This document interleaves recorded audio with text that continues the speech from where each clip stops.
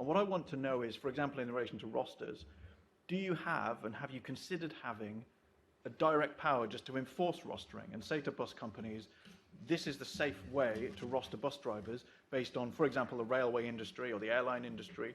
Do you have the power to do that? Would you like the power to do that? Because it feels a bit like you ask them nicely, and maybe they do and maybe they don't, and if they don't, we all just sit here talking about it, and drivers are still driving fatigued.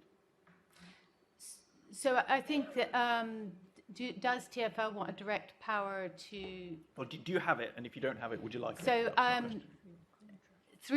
so I would have to ask the director of buses whether she would want that direct power. From a safety point of view, I feel that we, through the dialogue and the way we set conditions for the bus operations, we have a productive and really fruitful way of actually setting out the outcomes we want. So I don't think that, for me, and that I would be clear that actually just directing rosters is necessarily the best way of getting the outcome that we want. I mean, you might think I'm sort of evading the question, but the issue about managing fatigue is much broader than just rosters. It's about the whole safety culture within the organisation. It's about the openness for people, which I believe we are working with operators to do, to say that if they do arrive fatigued, that they don't drive and they have a safe and open culture. And that can happen with different, that isn't just down to the rosters, that's due to what I'm saying, to a lot of different factors. So I don't actually know if the director of bus operators would like to direct rosters, but I think that we can achieve the safety outcomes that we need, and we have shown really good progress in terms of driving improvements in safety from buses in London.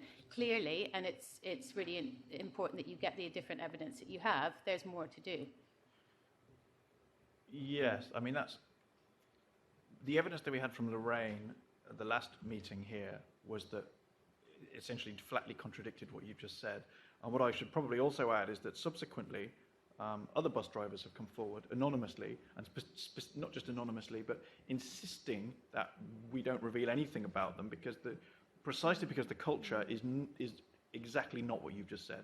The culture is one of fear that if anybody raises safety concerns, in the scenario that my colleague brought up, where somebody feels fatigued, they don't feel competent to drive, they don't feel rested enough to drive a bus for a full shift, they feel very clear, those drivers, more than one driver, not just Lorraine, and more than one besides Lorraine, felt very clear that the culture was absolutely 80 degrees the opposite of what you've said.